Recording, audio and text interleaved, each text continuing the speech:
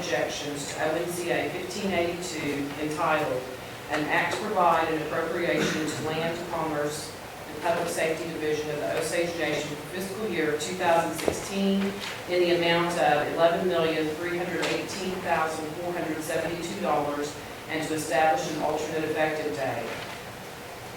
This is a line item veto of an appropriation bill and is to strike the first sentence of Section 10A.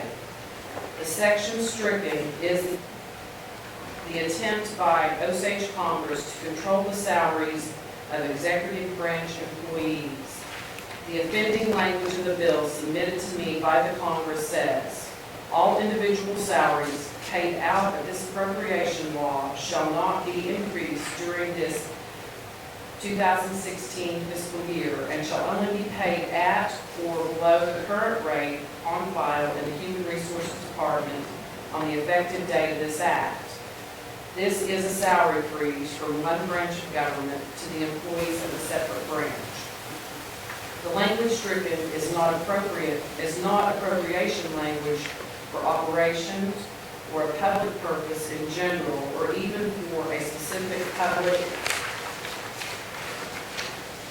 purpose. Instead, it is directed to the employees of the executive branch when it says, "All individual salaries paid out of this appropriation law shall not be increased during this 2016 fiscal year."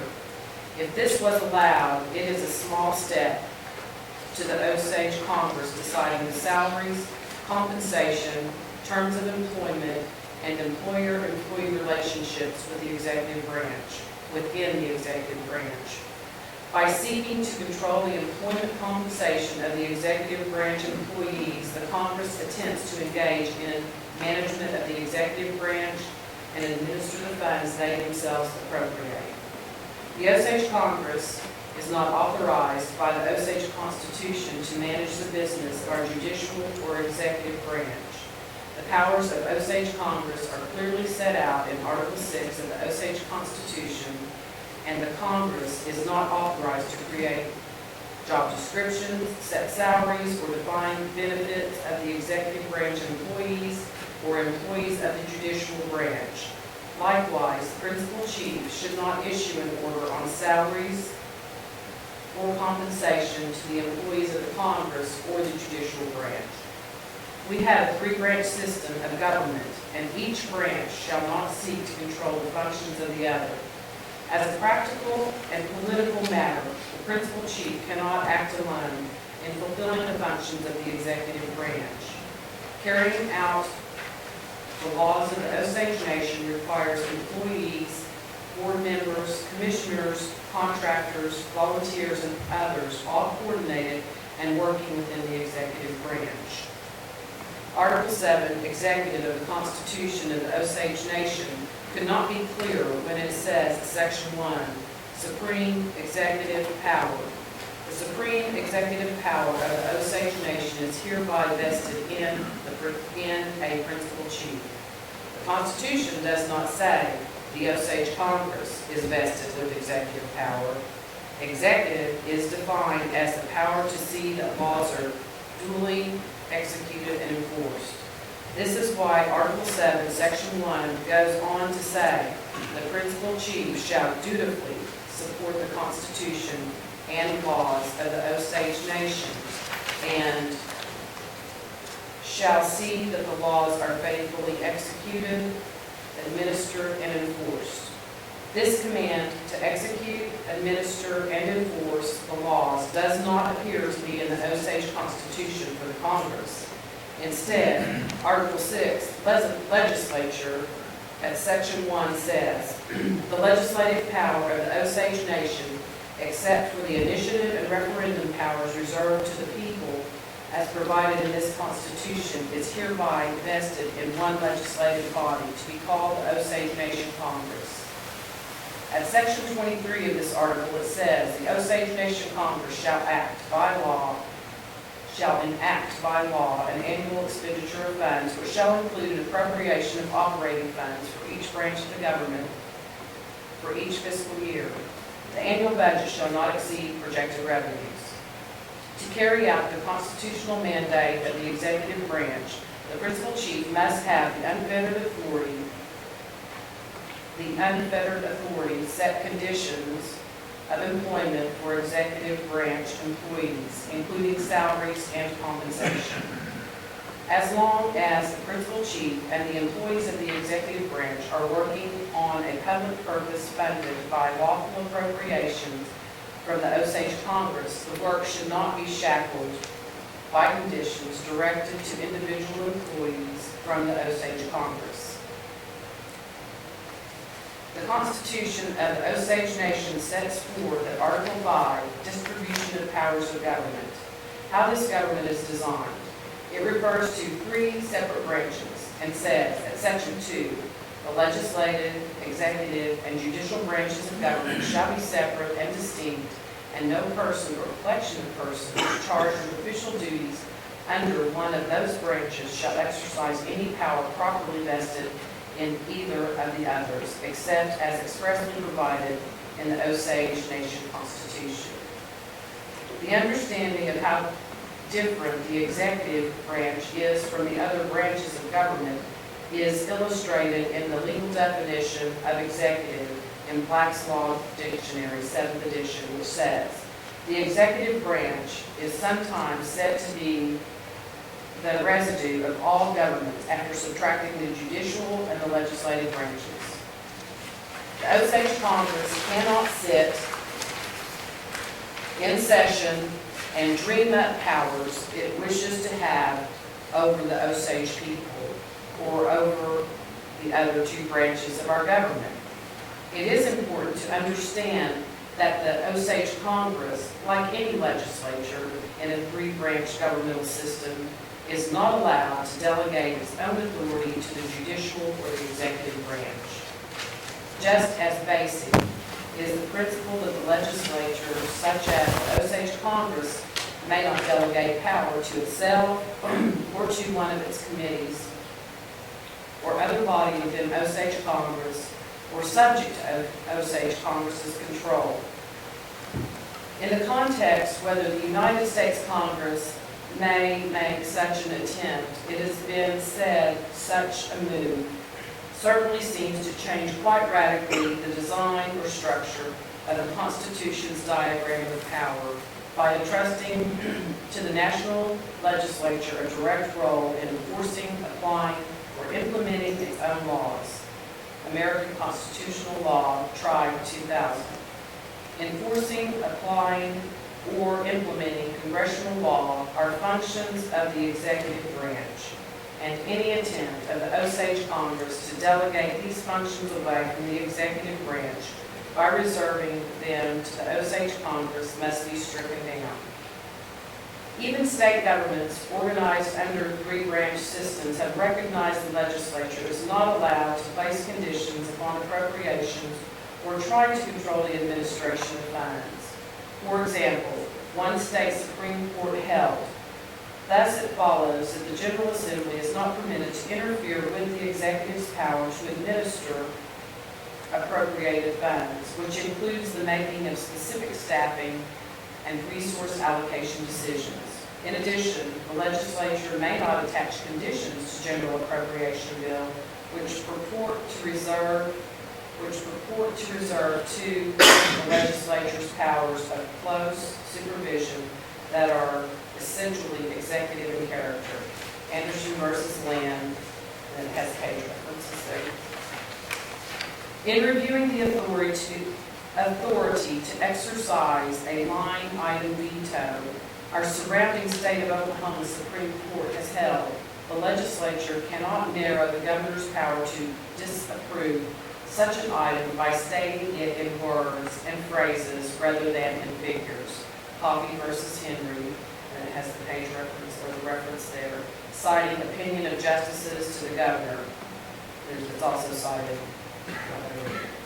Although I may disagree with other provisions of the appropriations within this bill now presented to me, I reserve my veto only to the section which I have stated violate the authority of our Constitution.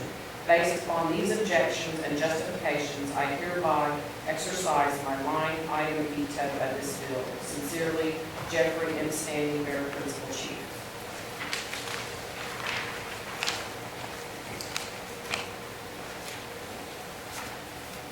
Congresswoman Edwards. Move to override ONCA 1582.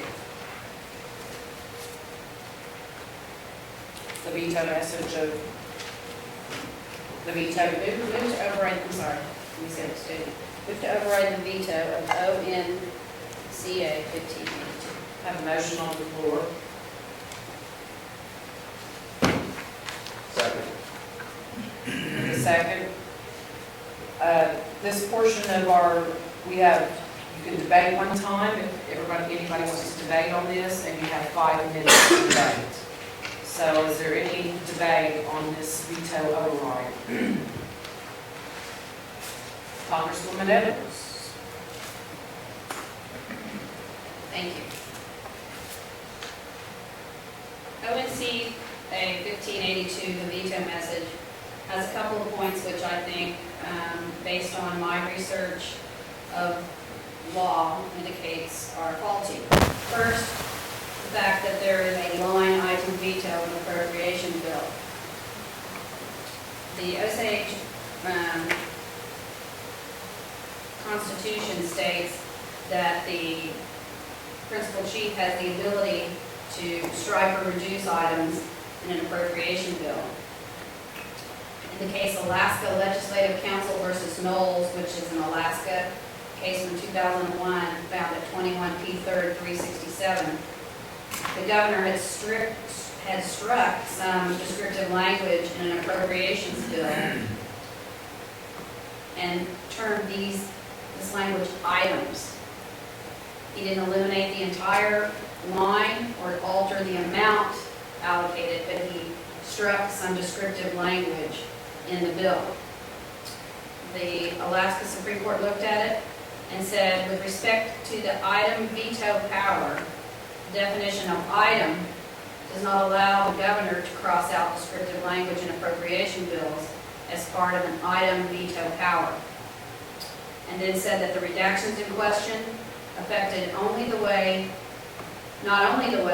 the item was to be spent, but also the item itself. In other words, didn't strike the amount, but struck some of the descriptive language which limited how the spending would be made. And it says, the only components of an appropriations bill that can be vetoed or reduced are items. Therefore, the redactions were not strikes of an item and were invalid. I find that language persuasive so that the principal chief doesn't have the ability to strike substantive language in our bills. The second thing about this is he complains about us putting salary freeze language in the bill. I find that the reasons for that were necessary, that there were necessary reasons for that as follows. First of all, let me say that that language was crafted from some federal legislation which had withstood challenges and is found in legislative bills in the U.S. Congress. So I felt confident that that language was appropriate. But more importantly, as indicated by the Assistant Principal Chief several times during the course of our Congress sessions, in FY15, we have less, as of the end of FY15, we have less than $200,000 remaining in the general treasury. This is a first in the 10 years that I've been, almost 10 years I've been in this Congress. Proposed FY16 spending exceeded projected revenue, which is not allowed by the Constitution. The executive branch proposed spending in the divisions for salaries, wages, and benefits for FY16 that exceeded FY15. And we have some research, glad to have a budget analyst back on board, which we can all look at. It has several pages of analysis which indicate that. So even with the spending cuts that the Congress made, and we made some substantial cuts, the percentage of spending for salaries, wages, and benefits versus the appropriations funds for general assistance is higher this year than it was in 2015. As I've stated many times in session, We have $6 million less to spend this year than we did last year. And because of that, the Osage employment law dictates that we hold our spending down in the salaries, wages, and benefits line items. The Osage law says that employee salaries, base money to employee salaries, should not be increased when the nation is in a financial situation that it is now. And for that reason, I support the Congress in putting that language in the bill. Because the executive division budgets were presented in a way that Congress could not identify the specific spending for salary increases, the language had to be put there. I support that, and I will be voting to override the veto. Thank you, Congresswoman. Is there any other member that wishes to debate on this motion to override the veto? Congressman Zuckerman. Now, I'll be voting to override the veto and the rest of the vetoes of division appropriation bills. The economy of the local area is in a downturn. Jobs are hard to find and may even get more scarce. This is a particularly bad time for anyone to lose their job. The Congress has received several notices from the executive branch that they're preparing a layoff plan for tribal employees. HR manuals have been suspended to prepare for these layoffs. There's no need for people to lose their jobs. Congress has worked long and hard to arrange projected revenue so that all current employee salaries can be funded for the next year. To do this, we have to hold salaries at the current level, at least until the next budget cycle. This dollar bill I'm holding here is 6 inches long. You can't stretch it to 10 inches, but we can and have budgeted the available money so that all employees can keep their jobs and we still keep the nation's commitment to the people for our direct services. The Osage people have a tradition of helping one another, and they are giving people, but no one needs to give up their livelihood so that some selected people can get a big raise. This veto seeks to remove the recommendation that raises be deferred so that we can keep full employment. I'm confident the Congress will support the nation's employees with an override of this veto. That's all I have to say. Thank you, Congressman. Is there any other member that wishes to debate on this veto override? Motion to override. Seeing none, question is, shall the veto be overridden? Congresswoman Pratt? Yes. Congressman Shaw? Yes. Congressman Zuckerman? Yes. Congressman Walker? Yes. Congresswoman Bucklehead? Yes. Congresswoman Edwards? Yes.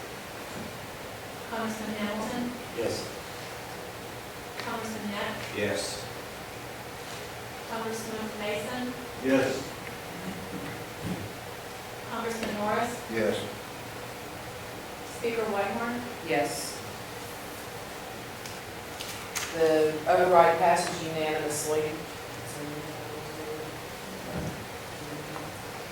Okay, we're on to the next veto message for the next division bill, which is ONCA 1583, Congresswoman Edwards. Move to waive the reading of the veto. Second. The motion and a second to waive the reading. Any discussion? Congressman Walker.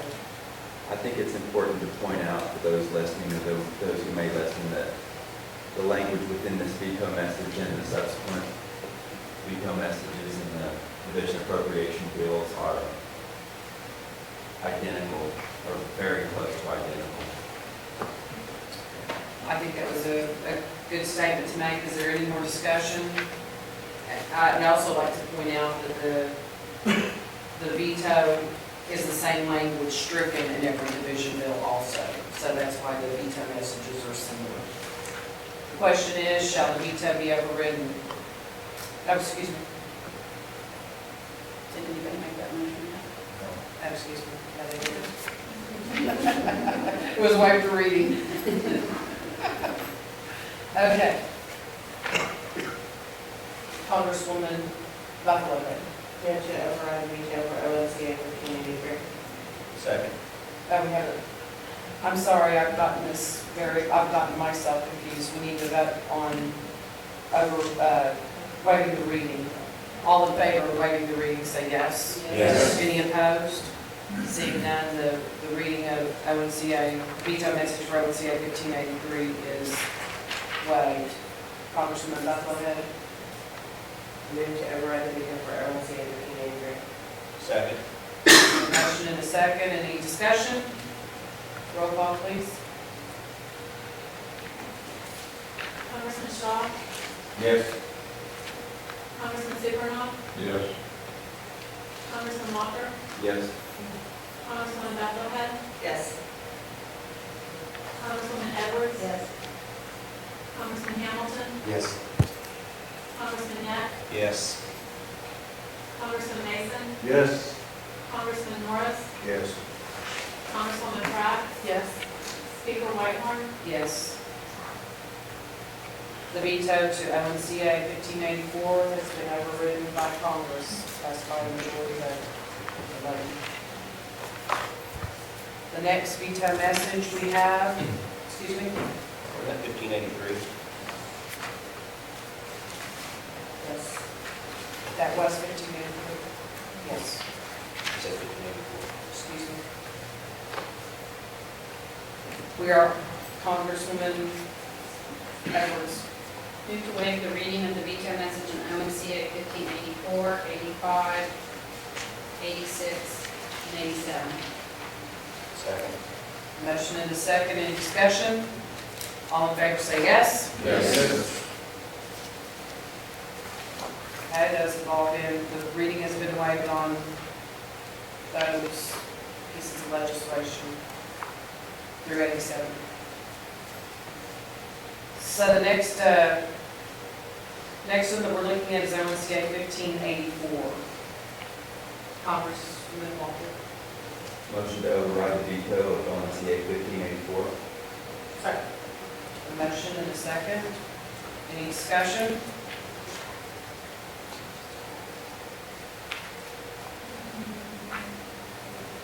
Roll call vote, please. Congressman Zubernault, Yes. Congressman Walker, Yes. Congresswoman Bethlehead, Yes. Congresswoman Edwards, Yes. Congressman Hamilton, Yes. Congressman Net, Yes. Congressman Mason, Yes. Congressman Norris, Yes. Congresswoman Pratt, Yes. Congressman Shaw, Yes. Speaker Whitehorn, Yes.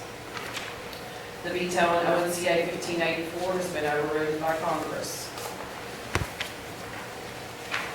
The next bill with a veto override by the chief is a veto message by the chief is ONCA 1585.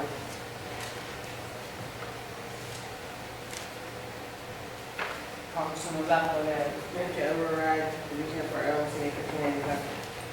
Second. I have a motion and a second. Any discussion? Question is, shall the veto be overridden? Congressman Walker, Yes. Congresswoman Bethlehead, Yes. Congresswoman Edwards, Yes. Congressman Hamilton, Yes. Congressman Net, Yes. Congressman Mason, Yes. Congressman Norris, Yes. Congresswoman Pratt, Yes. Congressman Shaw, Yes. Congressman Zubernault, Yes. Speaker Whitehorn, Yes. The veto has been overridden on ONCA 1585. The next bill with a veto message is ONCA 1586. Congresswoman Pratt. You say 86? 1586. Yes. Move to override veto for ONCA 1586. Second. I have a motion and a second. Is there any discussion? The question is, shall the veto be overridden? Congresswoman Bethlehead, Yes. Congresswoman Edwards, Yes. Congressman Hamilton, Yes. Congressman Net, Yes. Congressman Mason, Yes. Congressman Norris, Yes. Congresswoman Pratt, Yes. Congressman Shaw, Yes. Congressman Zupernault, Yes. Congressman Walker, Yes. Speaker Whitehorn, Yes. The veto has been overridden on ONCA 1586. The next bill that has been vetoed that we're looking at is ONCA 1587, which is the last division bill. Congressman Yap. Move to override the veto of ONCA 1587. Second. Have a motion and a second. Is there any discussion? The question is, shall the veto be overridden? Congresswoman Edwards, Yes. Congressman Hamilton, Yes. Congressman Yap, Yes. Congressman Mason, Yes. Congressman Norris, Yes. Congresswoman Pratt, Yes. Congressman Shaw, Yes. Congressman Zupernault, Yes. Congressman Walker, Yes. Congresswoman Bethlehem, Yes. Speaker Whitehorn, Yes. The veto has been overridden to on ONCA 1587. The next veto piece of legislation that we have is ONCA 1591. The veto message reads, to the Honorable Maria Whitehorn, Speaker of the Osage Nation Congress, members of the 4th Osage Nation, and members of the 4th Osage Nation Congress. Pursuant to the provision of Section 14 of Article 6 of the Osage Nation Constitution, I hereby transmit my objections to ONCA 1591 entitled, An Act to Amend and Restate the Osage Nation Gaming Reform Act of 2007, 14 ONC Section 12-105 to establish an alternate effective day. I agree with most of the provisions of this bill. However, I must veto ONCA 1591 because of two provisions which, if enacted, will cause inefficiencies, confusion, and delay in operations of governance of the Osage gaming enterprise. The first provision, which is a problem, appears at Section 12-105A2, which is the part of the law for eligibility for membership of the Board of Directors. As proposed by Osage Congress, a person must demonstrate the credentials of a qualified professional for eligibility to serve on the board. But there is no definition of credentials or qualified professional in this section, which could lead to unnecessary debate and confusion. The section provision, which is the problem, appears in Section 12-105C3, which would make the annual plan legally binding on the board and executive management. Anyone who reads an Osage Gaming annual plan will see it consists of plans for the performance and operation of each casino, hotel, and profit center. The 2016 annual plan of operation contains many estimated budgets. The key word here is estimated. For example, in one of the casino budget appears the line item, uniforms and laundry, showing the annual cost as $1,450.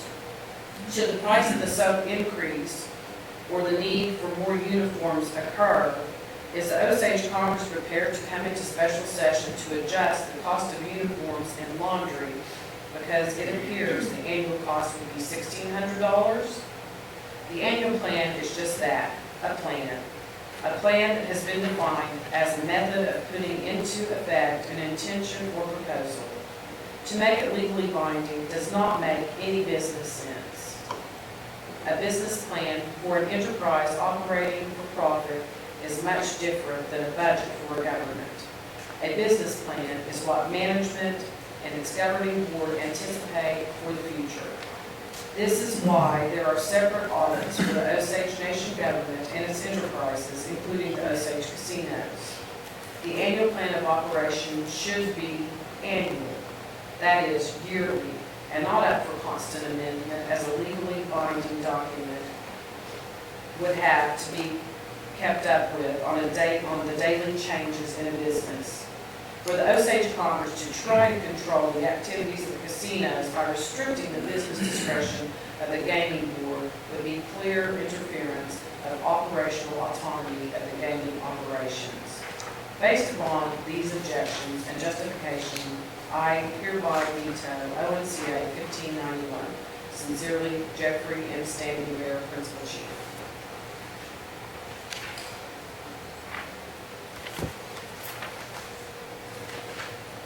Congresswoman Edwards. Move to override ONCA 15, the veto of ONCA 1591. A motion and a second will be in debate. As before, it's for one time, 5 minutes each. Is there any discussion? Congresswoman Bucklehead. Well, I really disagree with parts of this veto message. That annual plan of operations comes to this body for approval. Needs majority of votes to be passed out. A plan is just a plan. Well, when that plan changes drastically, this body needs to be aware of that. Otherwise, why are we approving the plan in the first place? This is where it comes. So I'm going to vote yes to override this veto. And I hope everyone does. Congresswoman Edwards. I've sat through many, many hours of presentations of annual plans and heard all the details and relied on those details presented in that annual plan and voting yes, I approve that plan. And then come to find out that the provisions of the plan mean nothing and have been ignored at a cost of millions and millions of dollars sometimes. So while this language might not be as artful as it could be, it might not be the best language, it's time for the annual plan to mean something. Because the last time the annual plan had provisions in it that were ignored, the specific reason for being able to ignore it was, this is just a mere suggestion. It's what we might do. It's what we plan to do. But plans changed. Well, I think that if I've sat through hours and hours of presentation and been told and relied on those representations and voting yes for a plan, then it needs to mean something. So I'll be voting to override the veto. Are there any other members that wish to debate on this veto override? Congressman Tzi-Zho. And this is one veto that I had considered supporting, not because of this, the first provision, because the second provision pertaining to the annual plan. I'm a little concerned that it was a little too tight on some things. But, and the plan is just a plan, and it's subject to change. But I'll go ahead and support the override, because I know that we're going to revisit this probably in a special session within a few weeks.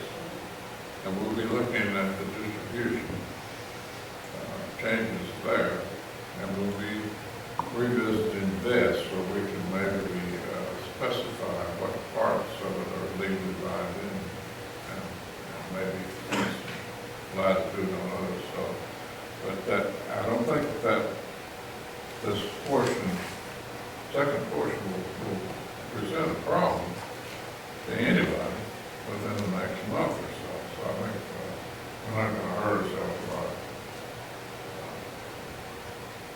overriding the street law. I'll be going to override. Is there any other member that wishes to debate the veto override? Congressman Walker. Well, I've considered not voting yes to override this because there was going to be an opportunity to override. We spent quite a bit of time on this bill in committee, and it was an initiative that Speaker Whitehorn was passionate about. Her and I have discussed this.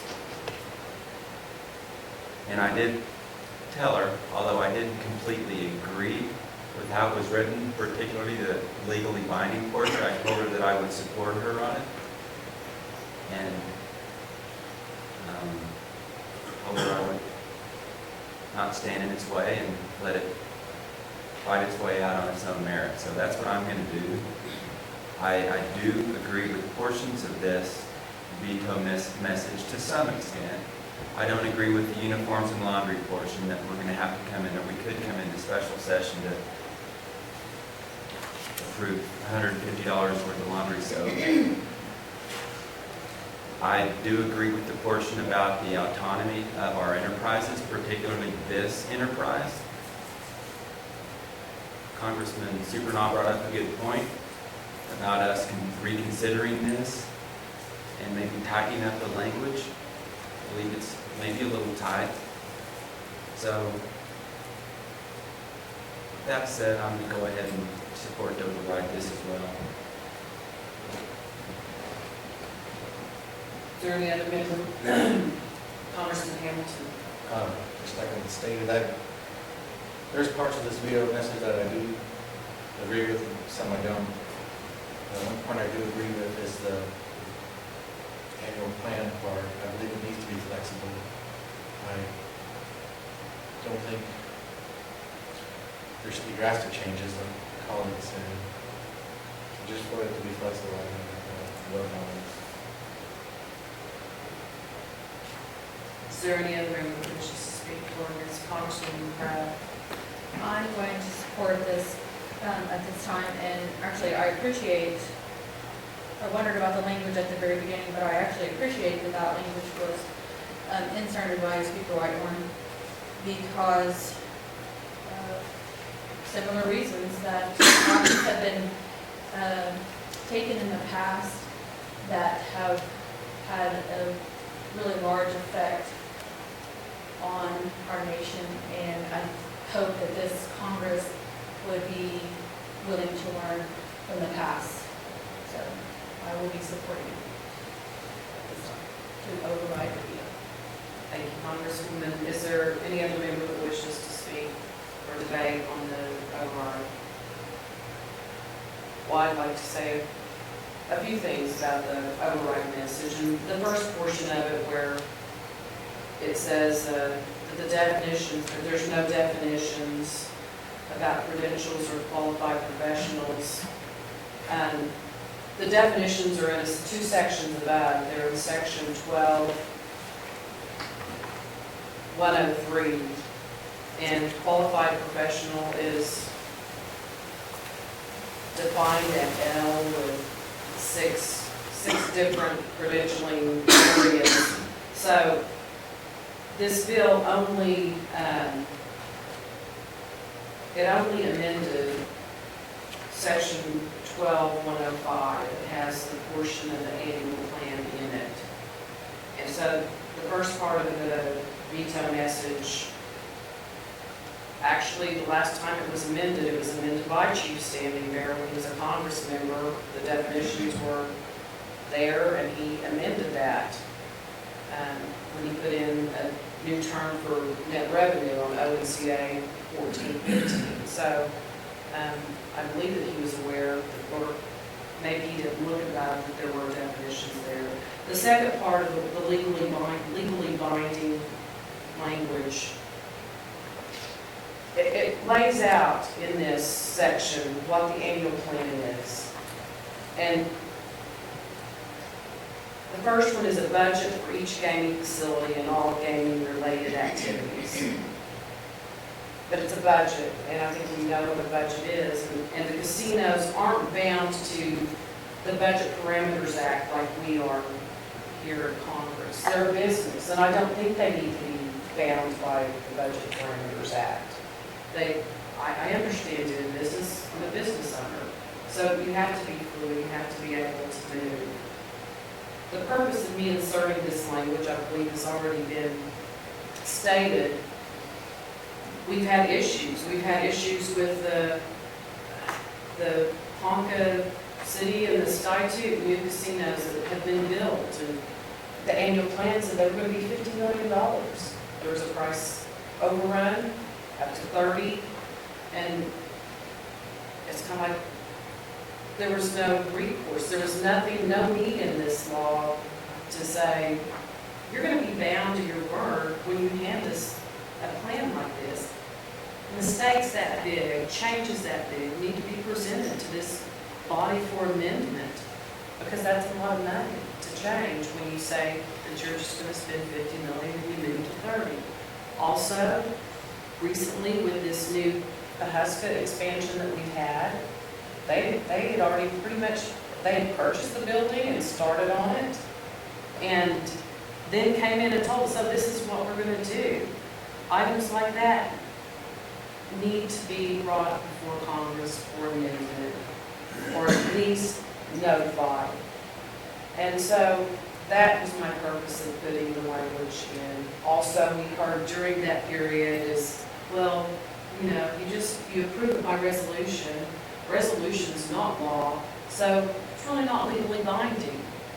I don't want the board and the executive management to know that although we don't want to run the operation and we don't care how much laundry soap they use on their sheets, that for the bigger picture things, they need to be answerable to the Osage people and the Osage Nation, how they spend large sums of money.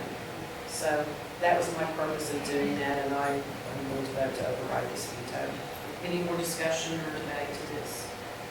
The question is, shall the veto be overridden? Congressman Hamilton, No. Congressman Yap, Yes. Congressman Mason, Yes. Congressman Morris, Yes. Congresswoman Pratt, Yes. Congressman Shaw, Yes. Congressman Supernaw, Yes. Congressman Walker, Yes. Congresswoman Bethlehead, Yes. Congresswoman Edwards, Yes. Speaker Whitehorn, Yes. Veto to ONCA 1591 has been overridden. We have one more veto message here before us. And it's, I'll go ahead and read that. To the Honorable Maria Whitehorn, Speaker of the Osage Nation Congress, and members of the 4th Osage Nation Congress, pursuant to provisions of Section 14 of Article 6 of the Osage Nation Constitution, I hereby transmit my objections to ONCA 15100 entitled, An Act to Amend 19 ONC Section 3-104 of the Osage Nation Workforce Pay for Performance Act, to replace language unintentionally deleted by previous amendments and to establish an alternate effective date.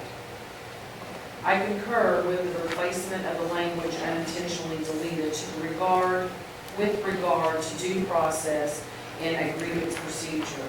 The executive branch already provides this due process and can be read in the Osage Nation Human Resources Department Employee Handbook under the section titled Disciplinary Actions.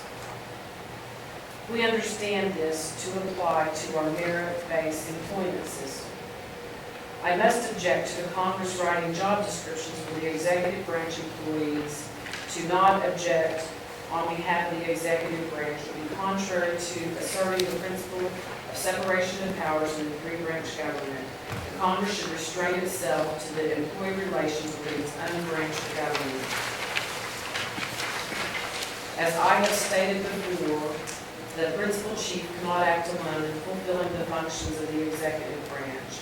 The work of the executive branch of the Osage Nation requires employees, and part of the management of the executive branch includes the writing of job descriptions.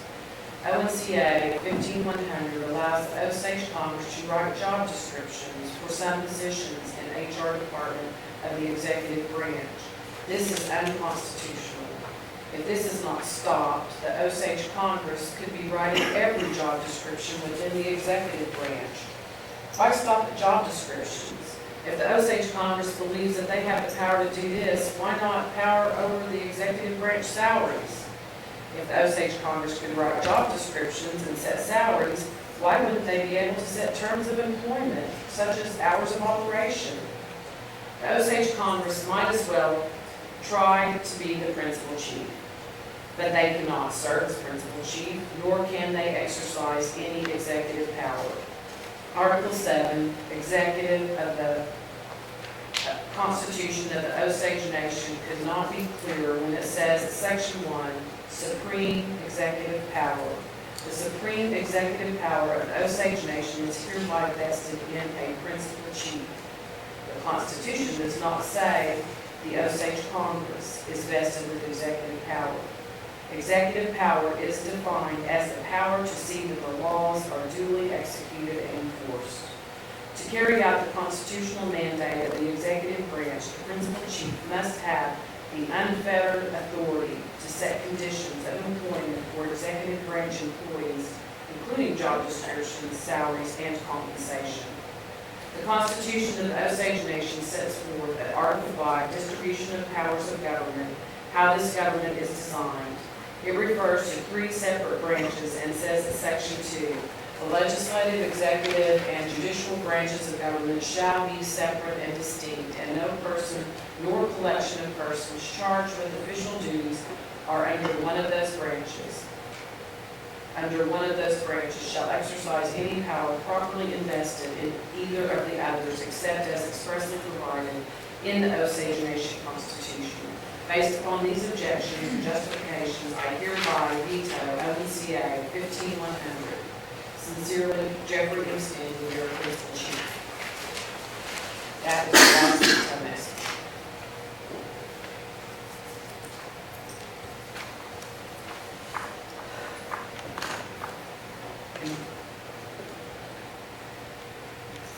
We are still in motions and notices. Are there any motions or notices? Congresswoman Edwards.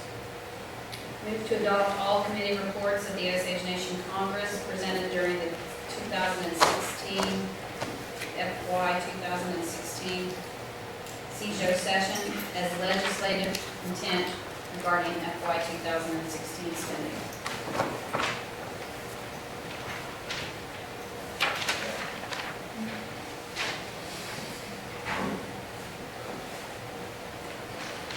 I have a motion. Do I have a second to the motion?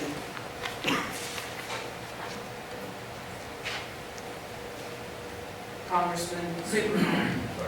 Second the motion. Is there discussion of the motion? Congresswoman Edwards. Well, we talked about legislative intent and how do we express it. It's my belief that we express it by adoption of committee reports. Committee reports have places for explanations. We expressed committee intent in those committee reports, and at this point I'm asking the Congress to adopt that committee intent as the intent of Congress, so that when people look at appropriations laws or they look at spending and they say, wonder what the Congress was thinking when they lowered that line item. Well, if you go back to the committee report, the committee report might very well express. The committee lowered that line item because it was superfluous spending or excess spending, and the committee believed that it needed to be stricken. So this motion adopts the committee reports. Not every committee report has intent with respect to spending, but those that do will be, if this motion is adopted, will be the intent of Congress with respect to spending. Any more discussion to the motion? Congressman Walker. Can I have the motion repeated, please? The motion is to move to adopt all committee reports of the Osage Nation Congress presented during the FY 2016 Tzi-Zho session as legislative intent regarding FY 2016 spending. Can I have a motion? Yes. Well, I remember I make this motion every session, and it's passed. I can't think of a time when it hasn't passed, so. But if I've forgotten, then we have no legislative intent, but I try to remember every time. It's Congressman Shaw. I guess I'd ask the inquiry to my colleague, what would be the result if this were not passed? There would be no congressional intent for treasurer, for example, or the assistant principal chief, or the chief, or anyone else that was looking to try to understand what Congress intended when they passed this law or that law. Congress would not have expressed intent. A committee might have expressed intent, but no congressional intent would attach. I recall passing these motions, and it's just gonna be a motion that's put into the journal, but that's the congressional intent of our actions, is what the committee reports say. I support it. Can't hurt anything. I don't think it really does anything else, but it can't hurt anything. Is there any more discussion to the motion? All in favor of the motion, say yes. Yes. Are there any opposed? Seeing none, the motion passes. We are still in motions and notices. Congresswoman Edwards.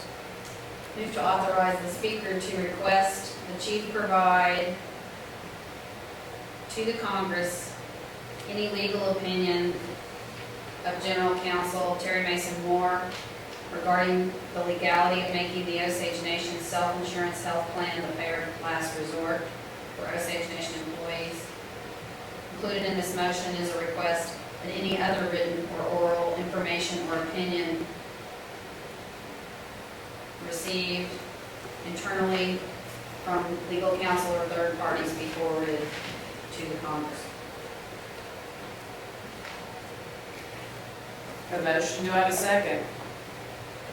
Second. I have a second by Congressman Norris. Is there any discussion of the motion? Congresswoman Edwards. Today, a resolution was committed back to committee regarding ONCR 1527. And in the course of discussing why that might need to go back to committee, there was an indication that the general counsel for our nation had attended some of the meetings and expressed a legal opinion about it. I would like to see that legal opinion if it's in writing, or if not, hear from general counsel or any other counsel that the executive branch has consulted with regarding this action. I believe there's been some expression that other tribes have tried this or have implemented this. I'm just not comfortable at this point doing and passing a resolution without understanding what the authorities have told us about it in writing or otherwise. So I'm just seeking that information so I can formulate in my mind whether I can support the resolution when it comes back through. Congressman Shaw. Certainly, I think always getting additional information can help you if it's not clear what the intent of the piece of legislation is. My understanding is that Congress voted to direct it back to committee, and I would let the committee decide what additional information is required to process that bill since Congress voted to send it back to the committee. Congresswoman Edwards. Well, I'm not on your committee, so that would leave me, if the committee decided, no, we're not going to get any more information without the information that I would need. So I think it's an appropriate motion. Congressman Shaw. I did not mean to imply it was inappropriate. Meaning one congressperson can ask for additional information, but it may be that the members of Congress do not need the same additional information, or perhaps will defer to the committee's opinion in their own internal processing, which is what I would do, what I would recommend to my colleagues. Congresswoman Edwards. I hear you, but recently, as I've been asking for information, I've been told it needs to come from the speaker, so that's why I made the motion, so that the speaker can request it. Is there any more discussion to the motion? All in favor of the motion, say yes. Yes. Are there members opposed to the motion? Or is it okay if I just note in the record that Congressman Walker and Congressman Shaw are opposed to that motion and no vote to that? We're in motions and notices still. Are there any more motions or notices? Seeing none, the Constitution says that I'm supposed to wrap up this session and legislative accountability for what we've done. I'm going to do that right quick, and I hope it'll be brief. Congressman Shaw. Madam Speaker, I understand there's been no motion made to override the veto of ONCA 15100. That's correct. Okay. I make a motion to override the veto of ONCA 15100. There's a second to the motion by Congressman Supernaw. Okay. We're in debate on, let me get my papers back here. We're in debate. Is there any debate that wants to happen with this?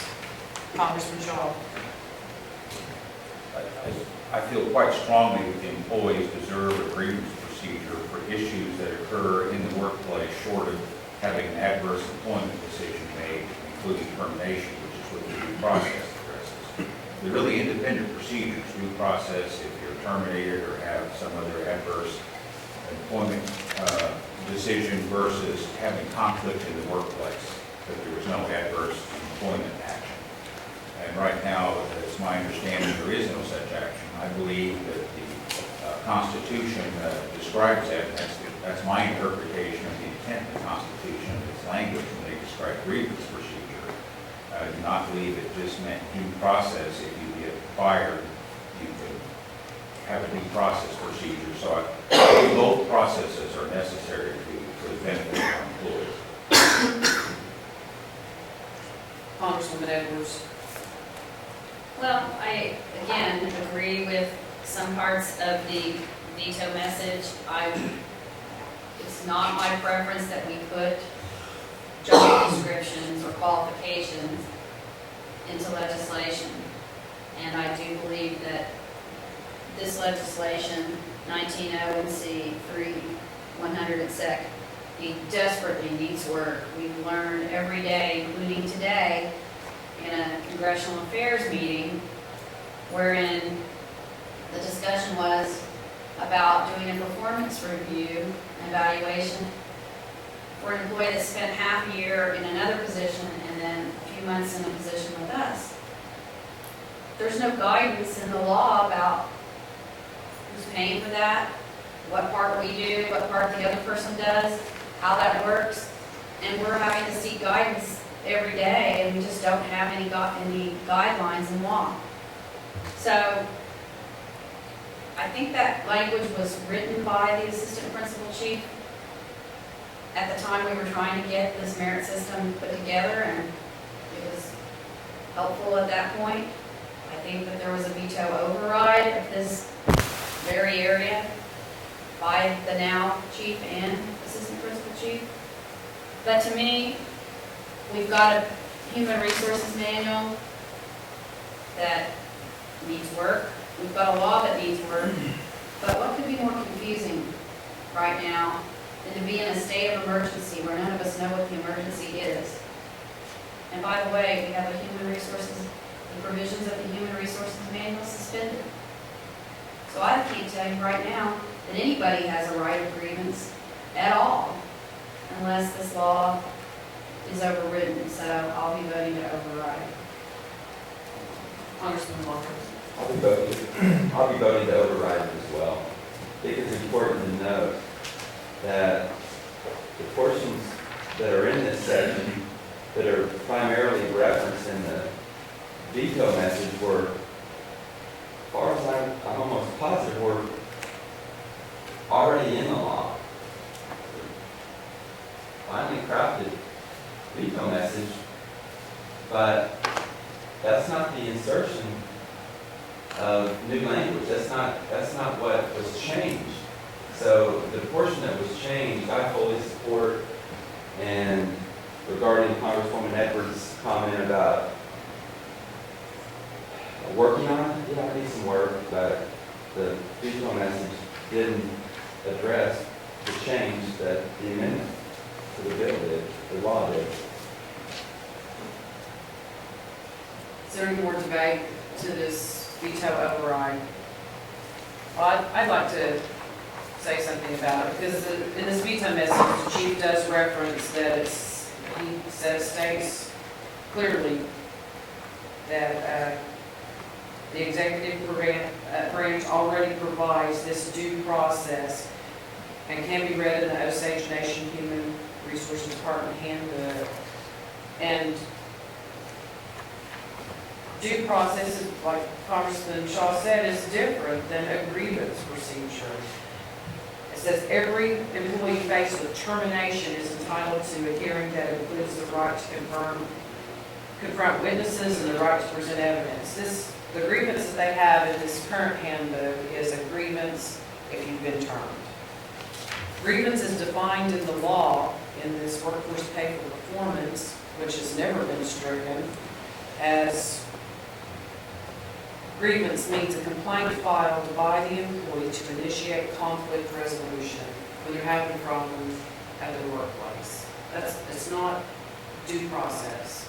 So that's why I put this bill in, this amendment, is because I know that the employees don't have a process in this handbook, the nation handbook, whereby they can look at it and know what they need to do if they have work-related issues.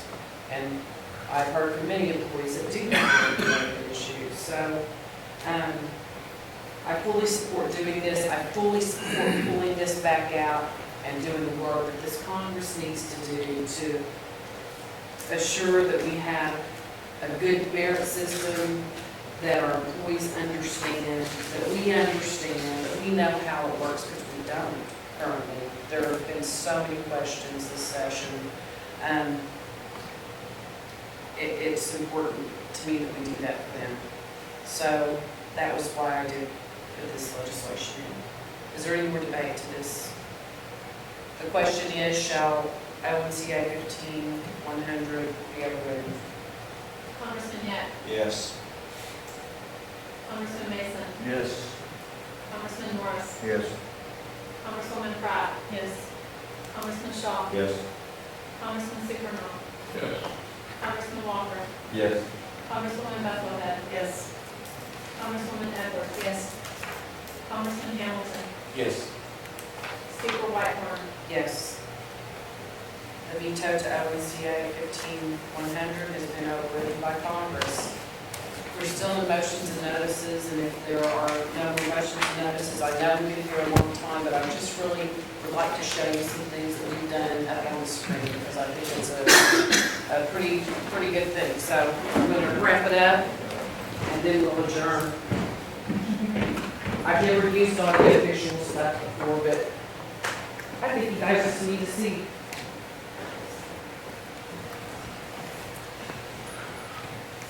I'm very proud of the work that this Congress has done. We don't all agree on everything, but we stuck together. You know what? We concentrated on the job that was before us. It was hard. We worked many days. We extended the session, and this is just a wrap up of what we've done.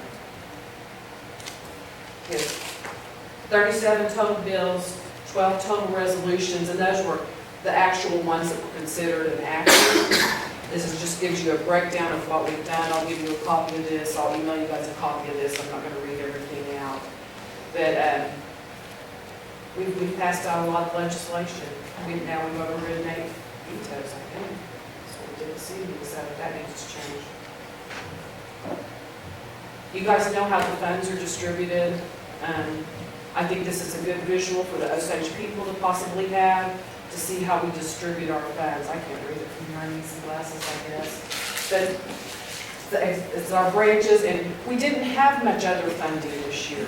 We just funded the government because we're working on less projected revenue than we did in FY15. So basically, we had a small grant funding, we did our cultural donations, and I believe that's all the extra funding we did this year.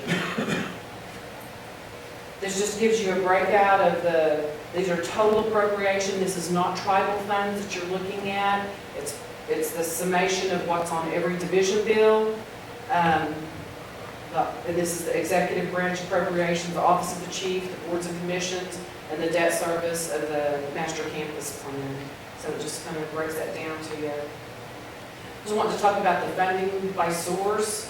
I think we ran into a snag, especially on the division bills, when we were having a hard time figuring out how to control the money, how to control the money that we appropriated for the salary and wages. We found out that a lot of that was wrapped up into federal funds, and because I can't read the numbers, I'm going to send you a copy of it, but this will show you a breakout of the funding sources and how that happened. And the same for us, of course, the legislative branch is totally funded by tribal dollars. Our judicial branch is funded by tribal dollars, federal dollars, and then their other funds are fees they collect in their work. And this is the other funding sources. The Attorney General's office is an independent budget, and it is totally funded by tribal funds. The benefit funds are totally funded by our tribal funds, cultural donations also, and the grant funds. So all the other funding we do is out of tribal dollars. Our total appropriations this fiscal year is $83,551,038, including federal funds and tribal dollars and state funds, and also we counted program dollars, which is what the programs in our divisions income that's projected that they say that they're going to make. The other dollars could be lease revenues, IDC funds, and space costs. When I put this all together, I didn't realize that those other dollars were going to be so high. It was pretty amazing to me. In fact, when I was putting together, I had it backwards. I had the program dollars as $12 million. It's like, oh, surely not. But I found my mistake and I corrected that. Our projected revenue this year, as we've stated around this table, is $43,775,000. That comes from the tax commission. I'm not even just going to try to read that. Tax commission, interest income, and gaming distribution. Of course, we know our gaming distribution this year was $40 million, 900,000 from interest income, and $2 million. Does that say 875,000, Congressman Walker? Okay, thank you. I don't need my glasses on that one. I'm gonna have to walk over here because I think this is really cool. This is what we ended up doing. This is our legislative branch budget, judicial branch. This is tribal dollars that we're talking about right here. So from the budgets that we got, we have a general net fund of $913,000 of the work that we did this year. We have a pad, a little bit of a pad. This is what was submitted as of 9/2/2015. Our budget analyst, Mr. Potts, and I went to the executive office. We got our spreadsheet straight. This is the number that we were going to have as the budget as presented. Oops. Okay, go back this way. I won't touch it. Some necessary expenses came up that weren't included in some of those budgets. Plus, I didn't have the right figure, or the figure that was needed to be appropriated for the master campus plan. It was about $150,000 short. If we hadn't done our work, we'd have been $500,000 in the red. But we did. We did our work. And let me see. Did I miss a slide up there? So we got a net of $913,000. We had 80 committee meetings. I counted them up. I don't have that on the slides, but you guys did a lot of work. This just shows, this is a spending by category. It compares our FY15 spending to our FY16 spending in employee expense, division expense, direct assistance, other spending, and master campus plan. Kind of the breakdown that I've had throughout this presentation. Blue represents FY15, and red represents FY16, and this is total funding. Is that total funding, am I correct? This is total dollars, federal and tribal dollars. And this is just our tribal funds appropriations. That's all it is. It shows you the different branches, how the spending flow went up to the $42 million that we're at right now, 42.8 million. I think that was it. So that's really all I wanted to say, is I'm just proud of the work we did. And I want us to get better about tracking what we do. And by looking at year after year after year, and I think we could just get better and tighter at funding our nation. And so, I thank you.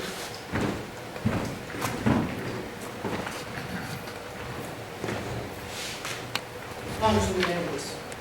Move to adjourn the session. Second. Any discussion?